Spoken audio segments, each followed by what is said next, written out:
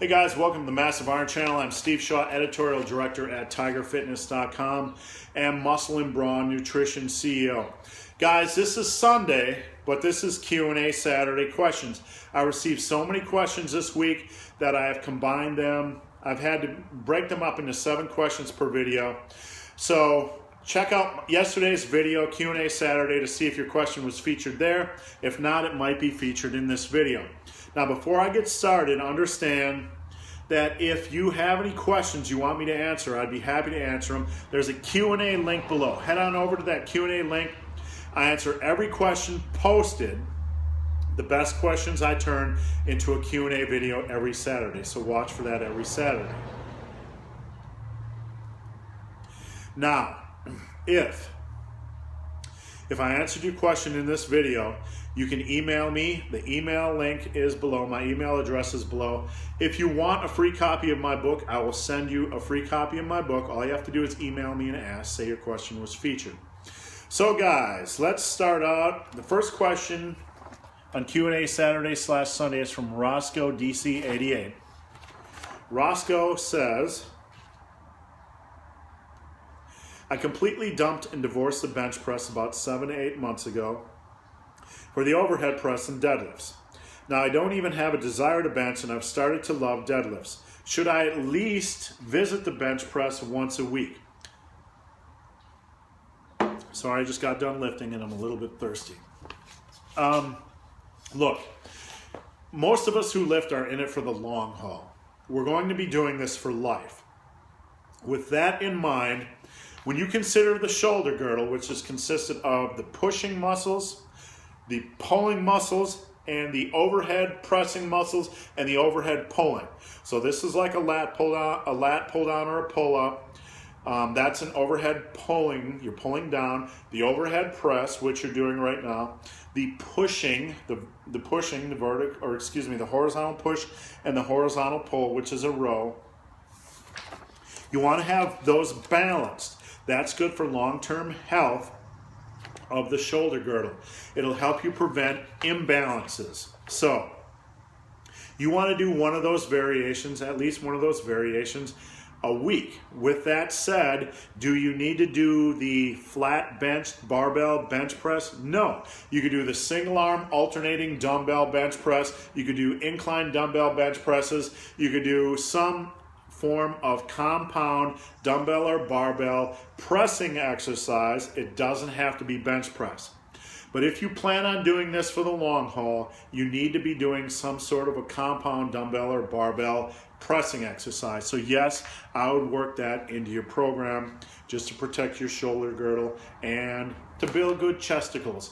No one wants to have small chesticles. Ain't nobody got time for that. All right, the next question is from Ramen. He may be a fan of ramen noodles. He may be from the planet Rama, Arthur C. Clarke reference. Hard to tell. So the next question from Ramen, just kidding. Steve, I'm 19 years old and I just bought your book, Massive Iron. You guys can find a link below to Massive Iron. It is a 200-page book. It is not some typical bullcrap book. Massive Iron contains a lot of content. It'll show you how to build as much strength and muscle regardless of the program you use. It also contains 20 sample workouts, so check it out. Ramen bought Massive Iron. He has a question. He's 6 foot tall and weighs 158. His 1 rep max for squat is 258. 1 rep max for bench is 210. And his deadlift is 330 pounds. So what program do you recommend? A full body or an upper lower? Ramen has a fair amount of strength, okay? He's right where I'd like to see guys at the end of their first year of training.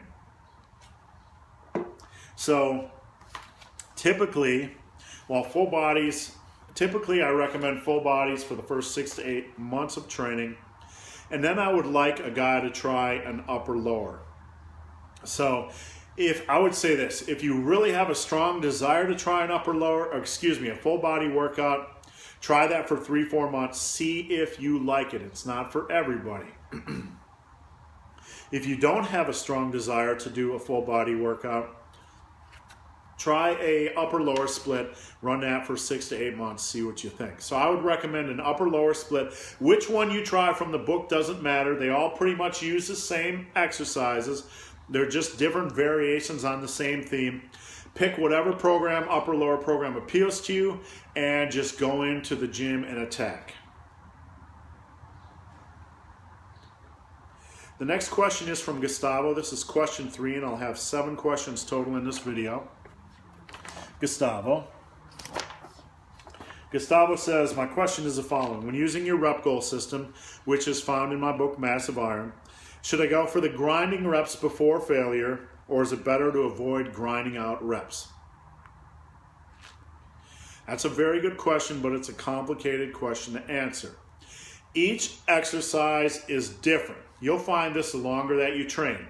Some exercises, when you push for those grinding reps, they're physically taxing, like deadlifts and like squats.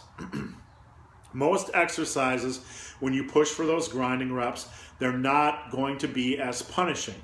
So for exercises like deadlifts and like squats, I do not recommend pushing for those grinders.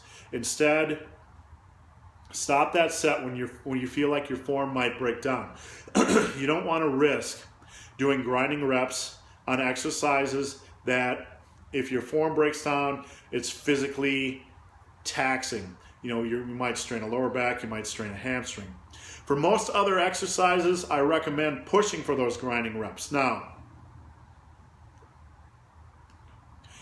I recommend pushing reps sets for as many reps as possible. Stopping a set when you, 1, feel like you might fail on the next rep. So if you're not sure and feel like you might fail, stop the set. Or 2, if you feel like your form is starting to deteriorate and may increase your risk of injury. So that's the guideline I recommend. On the exercises where you feel that your form's starting to break down, stop the set. Those are the simple guidelines. You follow those, you're going to be safe. Just use your best judgment on whatever exercise you're doing. Grind it out if you feel like you're not going to be physically punished. And occasionally you're going to hit failure on one of these exercises. That's okay. Failure is not the goal, but occasionally it happens on one of those grinding reps. Next question is from Jen. Jen says, Steve, I'm lifting for myself. It is my hobby. He just enjoys lifting. Not long ago, I started to experience pain in my right elbow after a back squat session. I have seen a doctor. He cannot find anything serious. I've tried a wider grip. So I've interacted with Jen on the Tiger Fitness Forum. He tried a little bit wider grip. So it still hurts like hell. Have you heard of such problems? Yes, I have. And here's the thing you need to understand. A lot of guys in this industry, a lot of coaches will have you start squatting with a more narrow grip. That's fine.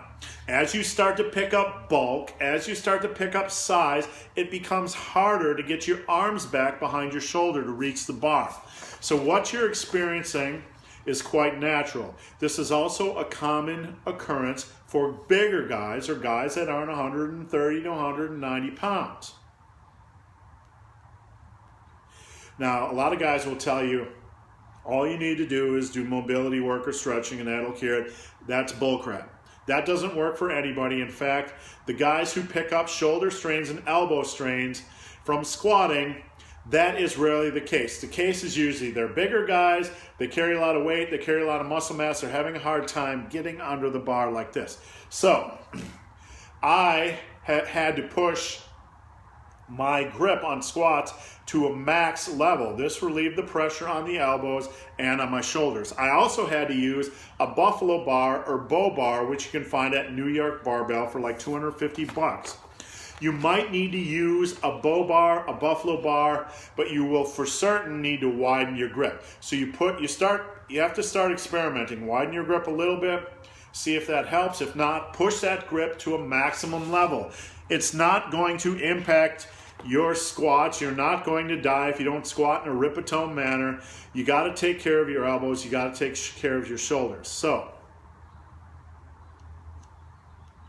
first step is to widen the grip. If that doesn't cure it, you need to try a bow bar. If your gym doesn't have a bow bar, you're probably going to have to start considering squatting at home, getting a squat rack, getting a bow bar, and squatting at home. If you want to be in this for the long run and you want to be able to protect your shoulders and elbows, that's the logical solution. Next question is from Manlet. Best way to increase pull-ups. I do them once or twice a week on workout B of my alternating AB routine. I can only do 2 to 3 with good form. Now, pull-ups can be frustrating. The best advice I have for somebody who's struggling with pull-ups is to do them 4 to 5 times a week.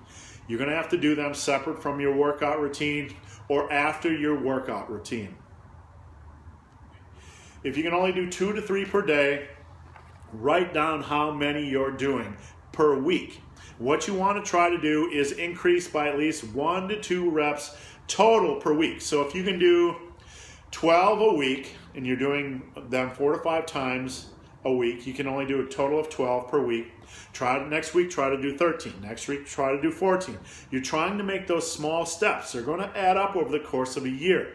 So you want to start doing them frequently, and you want to start adding reps when you can. That's one step. Now, you also might want to consider 1 to 2 sets a week where you're doing slow negative. So you pull yourself up, and after that last rep, you fight it, do a 10-second slow negative. Do that couple, 2-3 times a week after maybe, say, on your back workout. You also may want to try inverted rows, which is putting a bar in a squat rack, grabbing it, put your feet elevated, and driving your elbows and shoulders back. Boom. That is like a fat man pull-up. That is what I do. That'll help you build pull-up strength a lot better than, say, lat pull-down. So search for inverted rows on YouTube. You'll learn how to do inverted rows. You don't need to do them with weight to kind of help build your pull-up strength. You also need to improve your row strength. I recommend dumbbell rows with straps. Instead of pulling with your hand, concentrate on dumbbell or barbell rows on driving your elbow back. Explosive power strength. That's what you want. So Manlet, I hope that helps. You need to start doing pull-ups 3, 4, 5 times a week after your normal workouts. Try to add up your total reps for the week and try to improve by 1 or 2 reps per week. Don't get frustrated if you have weeks where you're not increasing the reps. You need to increase the frequency, and you need to try to take those small steps. Try to make those small improvements. If you do that over the course of 26 weeks, 52 weeks, you're going to see a big increase. All right, next question is from Adam.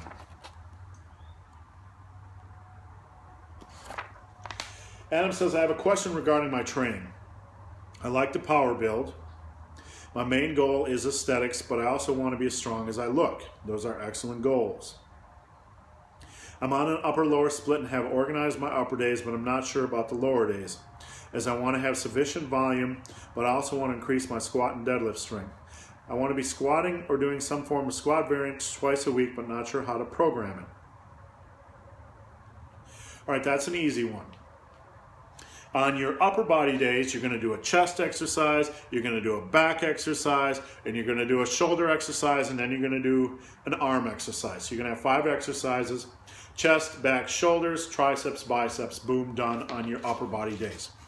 Your lower body days, you're going to have 2 of those a week. One day you're going to be starting off with your squat volume. After that, you're going to do a deadlift variation, like low rack pulls and power shrugs, or high rack pulls and power shrugs. So you're not pulling from the floor. You want to do a deadlift and power shrug combination, maybe 5 sets by 3 reps or whatever.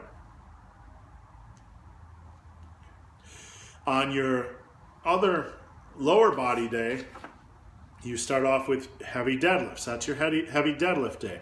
After your heavy deadlift day, then you want to do some form of squats. It's going to be a little lighter volume than you did on your first lower body day. You might just do 2 sets of 8.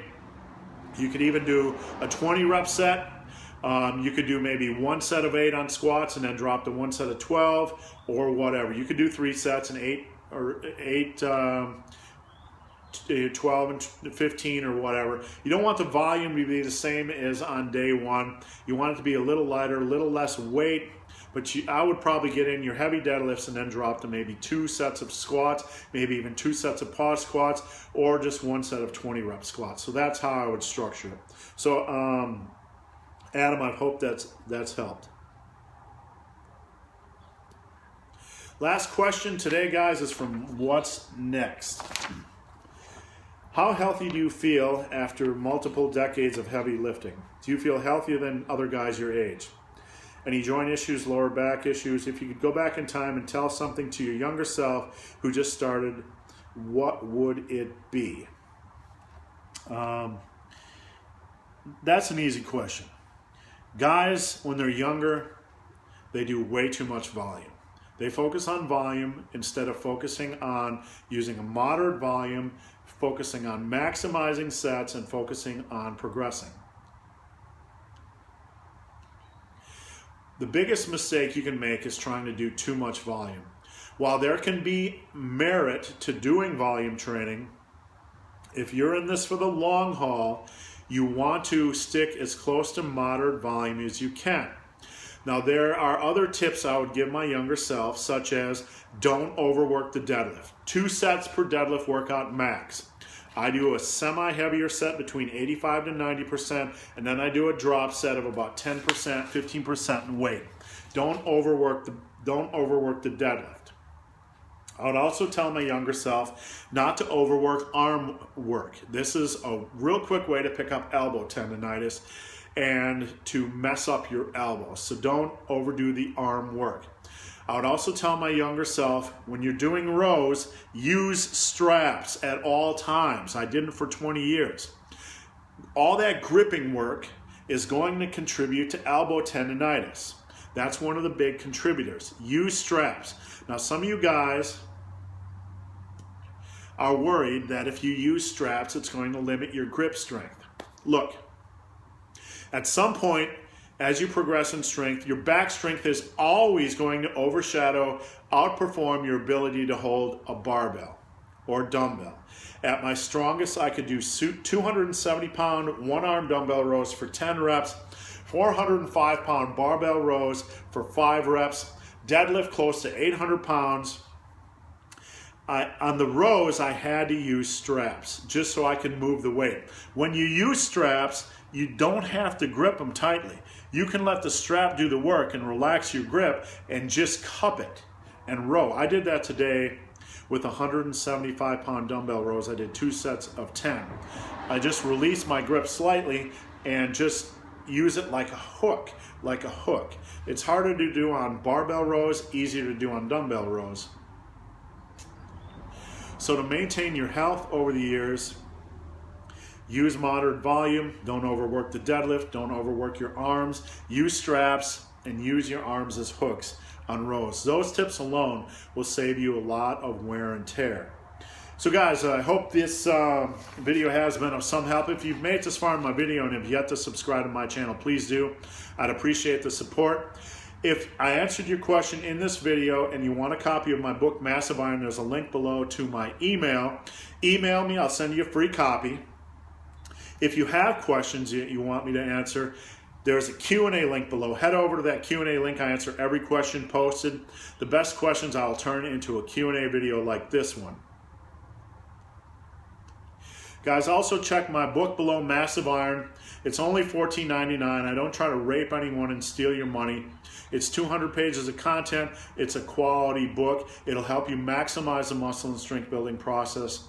I'm getting a ton of guys responding, telling me it's making a huge difference. So please check it out. Also check out my supplement line, available only at Tiger Fitness. Right now I just have the weight gainer. It is a quality weight gainer. We focused on quality. You can find a link below to Huge Gainer. That's its name. It has a 3-to-1 carb to protein ratio, which is optimal for post-workout. 470 calories. We don't overstuff it. We didn't overstuff Huge Gainer just to drive down the cost. With that said, it's still an economy gainer.